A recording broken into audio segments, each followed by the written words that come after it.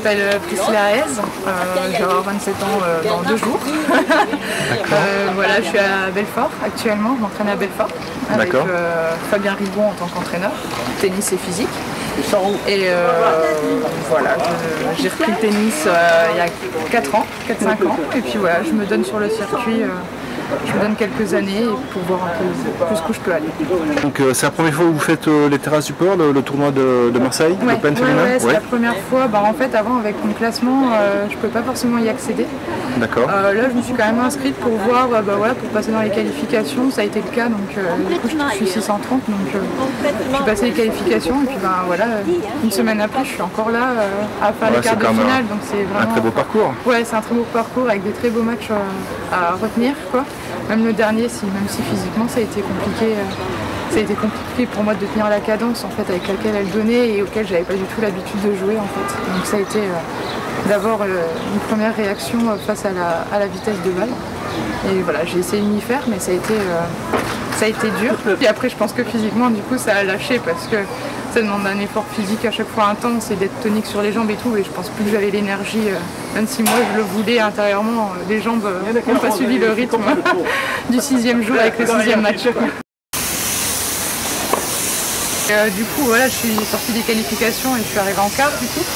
Donc voilà, c'est une très belle semaine. Après, du coup, mes jambes aujourd'hui, elles ont un peu moins suivi que les autres matchs. Mais voilà, j'ai essayé de faire de mon mieux. Dans le premier, je joue des occasions qu'il ne fallait pas louper, qui sont quand même importantes. Et du coup, voilà, je me fais breaker à ce moment-là et je perds le premier set.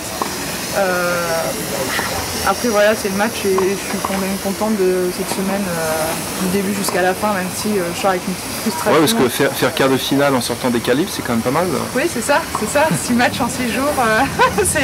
En fait, le truc, c'est que je pensais quand même avoir un jour de repos et j'en ai pas eu un. Donc du coup, ça m'a pas laissé à mes jambes de reprendre un peu d'énergie pour pouvoir réattaquer. Donc même si je fais toute une préparation avant les matchs et toute une récupération qui est quand même assez importante pour pouvoir tenir, voilà, à un moment donné ça baisse quand même, quoi. Bien sûr. Et donc vos projets pour la fin d'année, le début de l'année prochaine Du coup c'est une montée dans le top 300, top 200 et puis jusqu'où je pourrais aller au maximum, quoi. Pour voir un petit peu, pour voir les grands chelems. J'aimerais bien quand même commencer l'Australian Open. Je pense que ça va être compliqué en janvier, mais du coup en juin pourquoi pas commencer avec Roland. Enfin j'aimerais bien, voilà, moi c'est mon objectif d'avoir mes petites cartes de joueurs pour les grands chelems, quoi. En me disant voilà, ma satisfaction au tennis ça a été voilà, d'avoir donné ce que j'ai pu et pendant pendant un temps donné, quoi. Et du coup je m'entraîne à Belfort avec Fabien Rigon, donc c'est un entraîneur un entraîneur de club, on va dire ça comme ça, qui n'a pas l'habitude du circuit professionnel, donc on a mis du temps en fait à se connaître. Et voilà, parce que du coup ils ont une façon de voir le jeu qui est un peu différente de la mienne, donc moi aussi je l'ai entraîné vers ma direction. Donc là voilà, on commence quand même à beaucoup plus communiquer et ça commence à avoir un bon feeling. Après il m'entraîne bien physiquement aussi, donc on a progressé, parce que du coup je partais de rien, donc on n'est pas passé à 5 séances physiques par semaine. Enfin de rien à tout ça, donc voilà, on a fait progressivement, même si moi j'en voulais toujours plus, il me dit non on va attendre parce que sinon c'est vraiment risque de blessure dans ce moment-là. Donc voilà, il a appris, il m'a aussi donné cette force à chaque fois au fur et à mesure de me dépasser, voilà, de travailler aussi le mental dans les moments où c'est dur, parce qu'à Belfort on a des montagnes, donc on peut voir les montagnes de près. Mais voilà, du coup c'est bien aussi parce que du coup je m'aperçois par exemple comme le match d'hier, où je perds le deuxième 7-5, où voilà, c'est moi qui sers à 5-4, où je peux avoir le match en 6-1, 6-4, en 1 heure de jeu, je me retrouve à faire 2h30 de match. Et c'est dur du coup de commencer un 3e set en ayant été si proche du match, mais là je me dis physiquement non, tu peux encore tenir, voilà, donne tout ce qui est possible. Et c'est vrai que du coup là je le remercie pas, peut-être. Il y avait un gros écart avec votre adversaire du jour aujourd'hui au niveau physique. En fait après moi je me suis dit qu'elle avait fait quand même un match de 3 heures hier, donc j'ai essayé de prendre ça aussi en compte.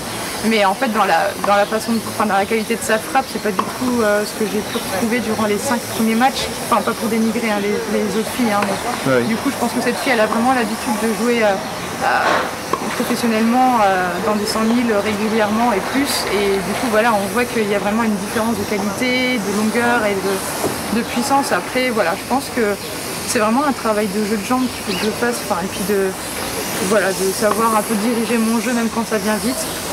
Et voilà, après c'est l'œil qui s'habitue aussi. Donc, oui, tout à fait. Ouais. Voilà, après le premier set, je m'étais dit peut-être que je vais réussir à gérer ça. Et en fait, ça s'est pas passé comme il fallait dans le deuxième. Mais je crois qu'on a refait. Okay.